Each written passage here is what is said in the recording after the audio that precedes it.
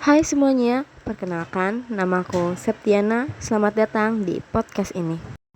Di episode kali ini aku mau ngajak kalian ngobrol santai tentang satu hal yang sering banget kita pakai setiap hari tapi jarang kita sadari cara kerjanya.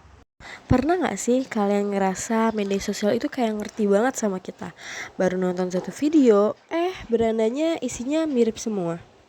Awalnya mungkin terasa seru, kayak wah kontennya relate banget. Tapi pernah gak kepikiran kok bisa sosial media sepintar itu? Nah, di balik layar ada sistem yang bekerja terus-menerus tanpa kita sadari, namanya algoritma media sosial. Secara sederhana, algoritma adalah sistem otomatis yang digunakan media sosial untuk menentukan konten apa yang akan ditampilkan ke setiap pengguna.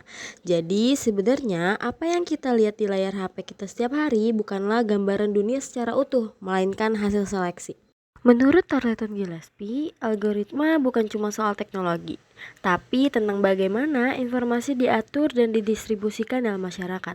Artinya, algoritma punya peran besar dalam menentukan informasi, mana yang kita lihat dan mana yang tidak. Disinilah algoritma disebut sebagai topik yang kompleks. Karena meskipun kita cuma merasa sedang scrolling santai, sebenarnya kita sedang berada di dalam sistem yang memengaruhi cara kita berpikir dan cara kita berkomunikasi.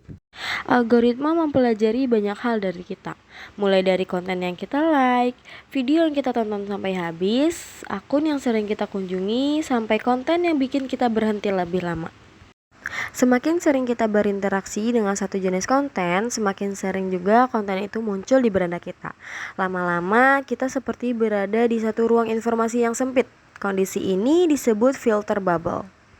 Ellie Perises menjelaskan bahwa filter bubble membuat seseorang lebih sering terpapar informasi yang sejalan dengan pandangannya sendiri dan jarang melihat sudut pandang yang berbeda. Dampaknya terasa banget dalam komunikasi digital. Kita jadi lebih mudah tersinggung, merasa pendapat kita paling benar, dan ketika ada pendapat berbeda, yang muncul bukan diskusi sehat, tapi emosi. Gak heran kalau sekarang kolom komentar sering berubah jadi ajang debat yang panas, bahkan bisa saling menyerang. Media memiliki kekuatan besar dalam membentuk opini publik dan perilaku sosial. Di era digital, kekuatan itu semakin besar karena diperkuat oleh algoritma. Algoritma cenderung mendorong konten yang emosional, sensasional, dan memancing reaksi cepat. Karena konten seperti itu biasanya mendapatkan banyak interaksi. Masalahnya, konten yang paling ramai belum tentu konten yang paling benar. Inilah alasan kenapa hoaks bisa menyebar dengan sangat cepat. Penelitian Judita tahun 2018 menyebutkan bahwa hoaks lebih mudah viral bukan karena kebenarannya, melainkan karena kemampuannya memancing emosi pengguna, seperti marah, takut, atau simpati berlebihan.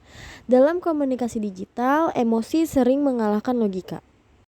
Orang langsung share tanpa cek sumber, langsung komentar tanpa membaca isi secara utuh. Padahal komunikasi seharusnya bisa mempererat hubungan sosial. Kalau kita lihat dalam kehidupan sehari-hari, pengaruh algoritma ini terasa banget. Kita jadi lebih sering fokus ke layar daripada orang di sekitar. Merasa harus selalu update dan cemas kalau ketinggalan tren. Media sosial bukan sekadar alat komunikasi, tetapi juga ruang sosial yang membentuk budaya dan identitas penggunanya. Artinya, cara kita berbicara, cara kita berpendapat, bahkan cara kita berinteraksi terhadap isu sosial sudah sangat dipengaruhi oleh teknologi.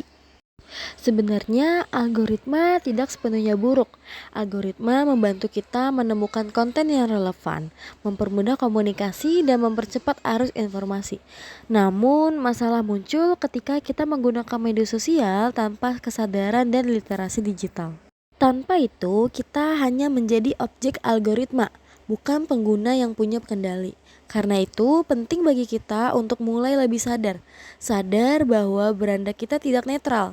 Sadar bahwa tidak semua yang viral itu benar, dan sadar bahwa komunikasi digital membutuhkan tanggung jawab. Karena pada akhirnya, teknologi seharusnya membantu manusia berkomunikasi dengan lebih baik, lebih sehat, dan lebih manusiawi, bukan malah mengendalikan cara kita berpikir dan cara kita berkomunikasi. Teknologi seharusnya tidak membuat kita mudah marah, mudah tersinggung, atau merasa paling benar sendiri. Justru sebaliknya, teknologi seharusnya membantu kita lebih mudah memahami perbedaan, mendengarkan sudut pandang lain, dan berkomunikasi dengan empati. Di tengah arus informasi yang begitu cepat, penting bagi kita untuk berhenti sejenak dan bertanya pada diri sendiri, apakah informasi ini benar? Apakah perlu dibagikan? Dan apakah cara kita menyampaikannya sudah menghargai orang lain? Karena algoritma mungkin bisa mengatur apa yang muncul di layar kita, tapi kitalah yang tetap memegang kendali atas apa yang kita percayai dan bagaimana kita meresponnya. Semoga setelah mendengarkan podcast ini, kita bisa jadi lebih sadar saat scrolling, lebih kritis saat menerima informasi, dan lebih bijak dalam berkomunikasi di media sosial.